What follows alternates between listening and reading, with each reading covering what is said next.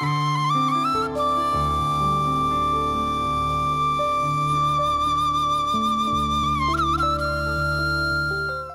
TV நேயர்களுக்கு இனிய காலை வணக்கம். இன்றைய நாள் இனிய நாளாக அமையட்டும். எங்களுடைய யாழ்ப்பாண மண் புனித பூமி யுத்தத்தின் பின் மீண்டும் எழுச்சி கொண்டிருக்கிறது. ஆனால் எங்களுக்கு தண்ணீர் பிரச்சனை, நீர் பிரச்சனை, உலகம் முழுவதும் இது பிரச்சனை. யாழ்ப்பாண மண்ணுக்கு தண்ணீர் பிரச்சனை. ஆக இதை தீர்ப்பதற்கு பல திட்டங்கள், பல செயற்பாடுகள் எல்லாம் மேற்கொள்ளப்படுகின்றன. அந்த வகையிலே எங்களுக்கு ஒரு சந்தர்ப்பம் கிடைத்திருக்கிறது. இந்திய அரசினுடைய நிதி உதவியிலே மழை நீர் சேகரிப்பு திட்டம். எங்களுக்கு யாழ்ப்பாணத்தில் நிறைய மழை நீர் கிடைக்கிறது. அது டக்குன்னு கடலோடு சேர்ந்துடும். நிலத்துக்கு கீழே பாருங்க, மழை காலத்தில் டக்குண்டு நிலத்து எங்கள் கிணறுகள் மேலே வரும். அது ஒரு 5-6 நாளில் கிணறு கீழே வந்துடும். அதெல்லாம் இது மென்மையான தரை கடலுக்கு போகும். ஆக இந்த நீரை சேகரித்தாலே எங்களுடைய நீரை பாதுகாக்க முடியும். இந்த வகையில் ஒரு அருமையான செயற்திட்டம் யாழ்ப்பாணம் மாவட்டத்தில் தூய்மையான குடிநீரை விநியோகிப்பதற்காக இந்திய அரசாங்கத்தின் நிதியுதவியில் 3000 மழை நீர் சேகரிப்பு தாங்கிகள் அமைக்கப்பட்டு வருகின்றன. அப்போ இது ஒரு அரசாங்கம் ஒப்பந்தம் ஒன்று செய்து அமைச்சரவை அங்கீகாரம் கொடுத்து இந்த வேலை திட்டம் ஆரம்பமாக இருக்கின்றது.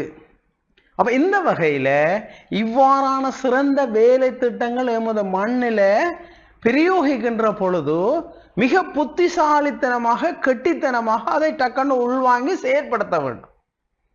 அப்ப எங்கள்கிட்ட இருக்கிற பிரச்சனை இந்த யுத்தத்துக்கு பிறகுதான் எங்களுடைய மென்டல் டார்க்னஸ் என்று சொல்வார்கள். நாங்கள் எல்லாத்துக்கும் எதிர்ப்பு தெரிவிக்கிறது, எல்லாத்தையும் விமர்சிக்கிறது.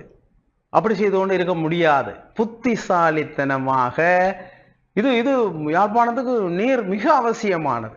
மாற்று திட்டம், பிரச்சனைகள் எல்லா இடமும் இருக்கின்றது. அந்த பிரச்சனைக்கு மாற்றி இருக்கின்றது. அதுதானே மனிதன், அதுக்குத்தானே நாங்கள் இருக்கிறோம் நிபுணர்கள். மாற்றி இருக்கின்றது. அந்த மாற்றை கண்டுபிடித்து உடனடியாக படிப்படியாக தீர்வுகளுக்கான பாதைகளை நகர்த்த வேண்டும். ஸோ அது ராஜதந்திரம், அது அல்லது ஸ்ட்ராட்டஜிஸ், தந்திரோபாயம்.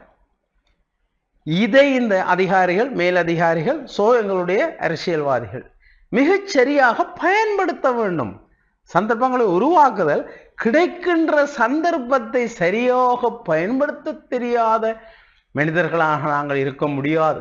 மிக உயர்ந்த கற்றவர்கள், மிக உயர்ந்த பண்பாட்டை கொண்டவர்கள், உலகம் முழுவதும் மிக பெரும் பணக்காரர்களாக இருக்கின்ற எமது இனம் இங்கே அடிமையாக இருப்பதற்கு காரணம் அறிவில் அடிமை, மெனம் மெனம் மெனம், மனித மெனம். அப்ப நாங்கள் இந்த மெனம் ஒரு பரந்தளவில் விரிவடைய வேண்டும். இதற்கான செயற்பாடுகளை மேற்கொள்ள வேண்டும். இதற்கான விழிப்புணர்வுகளை மேற்கொள்ள வேண்டும். இதற்கான ஆளுமை உள்ளவர்களை முன்னுக்கு கொண்டு வர வேண்டும். அப்ப பாருங்க, அப்ப விமர்சனம் செய்து கொண்டு, பிரச்சனையை சொல்லிக்கொண்டு, சிக்கல்களை ஏற்படுத்தி கொண்டு இருப்பவர்களை அப்ப தக்கன வாழ்தல் அல்லன அழிதல். அப்ப நாங்க தக்கன வாழ வழிகாட்டணும், இல்லாட்டி அழிந்து விடுவோம். ஆக அதற்கு என்ன செய்ய வேண்டும்? அதற்கான வழிகளை கிடைக்கின்ற சந்தர்ப்பத்தில் பயன்படுத்தி முழுமையாக இந்த ஒரு நல்ல ஒரு செயற்திட்டம் வருகின்றது. அருமையான செயற்திட்டம். அதை மிகச்சிறந்த முறையில் நிறைவேற்றினால் எங்களுக்கான பெருமளவு நல்ல நீர், பாருங்க, குடிநீரை எமது மக்களுக்கு சுத்தமான குடிநீரை கொடுக்க முடியாத ஒரு சூழல். நாங்கள் முதலும் ஒரு சுற்றில இது கலந்துரையாடி இருக்கிறோம்.